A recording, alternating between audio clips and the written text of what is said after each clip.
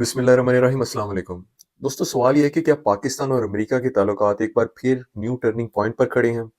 क्या ये पुरानी कहानी है या आज के हालात में ये सब कुछ वाक़ई कुछ नया होने जा रहा है? आज की वीडियो में हम सिर्फ असम्पशन नहीं करेंगे बल्कि हार्ड फैक्ट्स और फ्रेश डेवलपमेंट्स पर कुछ बात करेंगे। पाकिस्तान और अमेरिका के ताल्लुकात हमेशा से अप्स एंड डाउन्स का शिकार रहे हैं। कभी कोल्ड वॉर के दौरान अमेरिका का करीबी इत्तेहादी, तो कभी अफ़गान जहाद में फ्रंट लाइन स्टेट। लेकिन फिर 9/11 के बाद मिसट्रस्ट, ड्रोन हमले, डू मोर की डिमांड्स। लेकिन अब अगस्त 2025 के हालात बता रहे हैं कि इस बार कुछ मुख्तलिफ हो रहा है। जुलाई 2025 में पाकिस्तान और अमेरिका ने एक historic trade and energy deal की है। इस मुआहदे के तहत अमरीकी कंपनीज पाकिस्तान के तेल और गैस के ज़खायर में सरमायाकारी करेंगी और क्रिटिकल मिनरल्स पर भी मुश्तरका मनसूबा शुरू किया है इन्होंने। ये कोई छोटी खबर नहीं है, बल्कि ये पाकिस्तान की मैशत और यूएस जियो स्ट्रेटेजी दोनों के लिए गेम चेंजर हो सकता है। अगस्त 2025 में पाकिस्तान और अमेरिका ने काउंटर टेररिज्म डायलॉग किया। इसमें खास तौर पे बीएलए, दाइश, खुरासान और टीटीपी जैसे ग्रुप्स के खिलाफ मुश्तरका स्ट्रेटेजी पर बात हुई। यानी अब दोनों कंट्रीज दहशतगर्दी के खिलाफ फिर से एक दूसरे के नेशनल पार्टनर्स बनते नजर आ रहे हैं। मई 2025 में जब भारत और पाकिस्तान के दरमियान एक क्लैश था, खतरनाक सतह पर पहुंचा, तो जंग रोकने में अमेरिकी किरदार बहुत डिसाइसिव रहा था। US secretary of state macro Rubio और वाइस प्रेसिडेंट जेडी वेंस ने बराह रास्त सालसी की, जिससे दोनों एटमी ममालिक के दरमियान बड़े तसादम को टाल दिया गया। ये वाज़ेह इशारा है कि वाशिंगटन अब साउथ एशिया में एक एक्टिव बैलेंसर बनता जा रहा है। पाकिस्तानी आर्मी चीफ जो अब फील्ड मार्शल हैं, आसिम मुनीर साहब, उन्होंने हालिया अमरीकी दौरे में वाशिंगटन में हाई लेवल मुलाकातें की। ये दौरा सिर्फ सिंबॉलिक नहीं था, बल्कि इससे एक पर्सनल रैपोर बना जो मुस्तकबिल के मुतल्लकात को तय करेगा, उसकी सिमत, उसकी डायरेक्शन तय करेगा। लेकिन इस नए दौरे ने भारत को सख्त परेशान कर दिया। भारतीय वजीर जो फॉरेन मिनिस्टर हैं उनके, जयशंकर, उन्होंने खुलेआम कहा कि they have a history of overlooking there history. यानी दिल्ली में ये बात चल रही है कि पाकिस्तान अमेरिका की कुर्बत दोबारा खित्ते का पावर बैलेंस बदल सकती है। सवाल यही है कि क्या ये नया ताल्लुक पाकिस्तान के लिए ब्लेसिंग है या कोई एक नया ट्रैप की कोई शुरुआत है?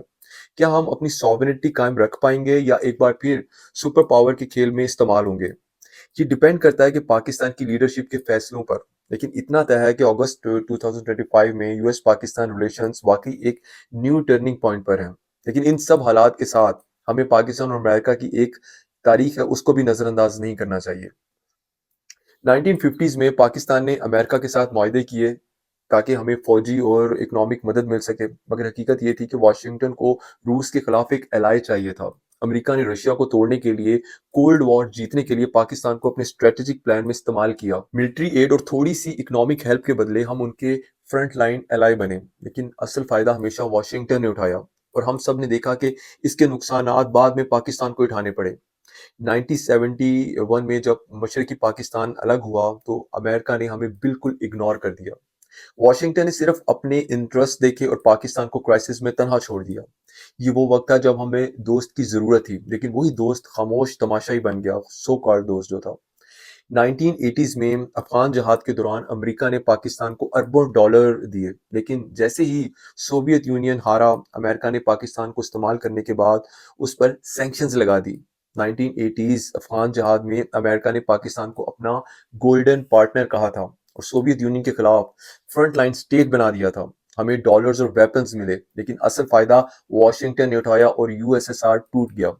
जैसे ही जंग खत्म हुई, अमेरिका ने हमें सैंक्शंस देकर अकेला छोड़ दिया। ये तारीख बताती है। 9/11 के बाद पाकिस्तान को अमेरिका ने फिर अपना फ्रंट लाइन एलाई बनाया। हमें नॉन नेटो एलाई का स्टेटस दिया गया और कुछ एड भी आई, मगर साथ ही ड्रोन स्ट्राइक्स और ब्लेम गेम भी चलती रही। फायदा वॉशिंगटन ने उठाया, नुकसान ज्यादा पाकिस्तान ने बर्दाश्त किया, जिनसे अवाम में सख्त रिजेंटमेंट पाई जाती है।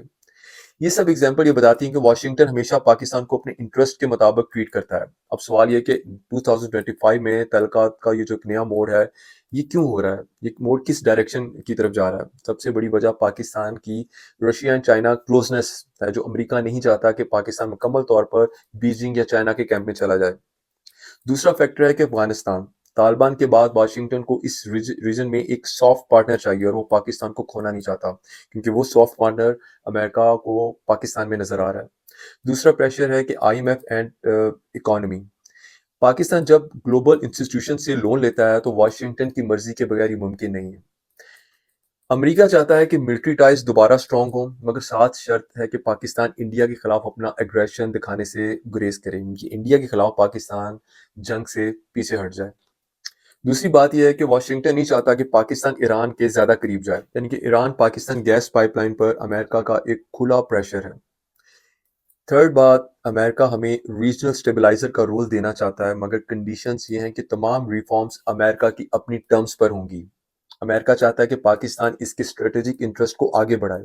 کبھی وہ افغانستان کے لیے مدد مانگتا ہے، کبھی ایران کے معاملے پر دباؤ ڈالتا ہے، اور کبھی چین کے ساتھ قربت کو توڑنے کی کوشش کرتا ہے۔ سوال یہ کہ آخر پاکستان کو بار بار کیوں استعمال کیا جاتا ہے؟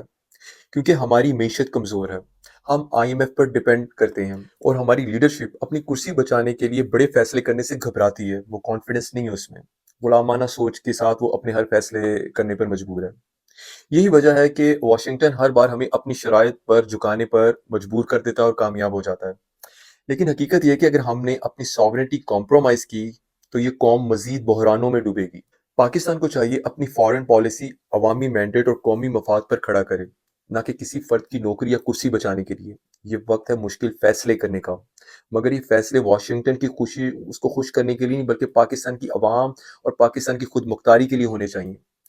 سوچیں جیسے آپ کا ایک پرانا سو کال دوست ہو جو ہمیشہ آپ کو یوز کرتا رہا ہو، جب اس کو کام ہو آپ کو یاد کرتا ہے، کام کے وقت آپ کو ٹھگ سے فون کر کے اپنا مطلب نکال لیتا ہے۔ جب آپ مشکل میں ہوں تو وہ غائب ہو جائے، مگر ساتھ ساتھ آپ کے فائنینشیل میٹرز اس کے ہاتھ میں ہوں تو آپ چاہ کر بھی اسے تعلقات نہیں توڑ سکتے۔ یہی پرابلم پاکستان اور واشنگٹن کے ساتھ ہے۔ پاکستان اور واشنگٹن کا تعلق یہ نیا موڑ صرف ڈپلومیسی نہیں ہے بلکہ ایک سروائیول گیم ہے۔ اب یہ پاکستان پر ہے کہ وہ اپنے فیصلے خود کرتا ہے یا پھر کسی اور کے ہاتھ چیس پیس بن کر رہ جاتا ہے۔ انشاءاللہ آپ سے پھر بات ہوگی، تب تک کے لیے فی امان اللہ۔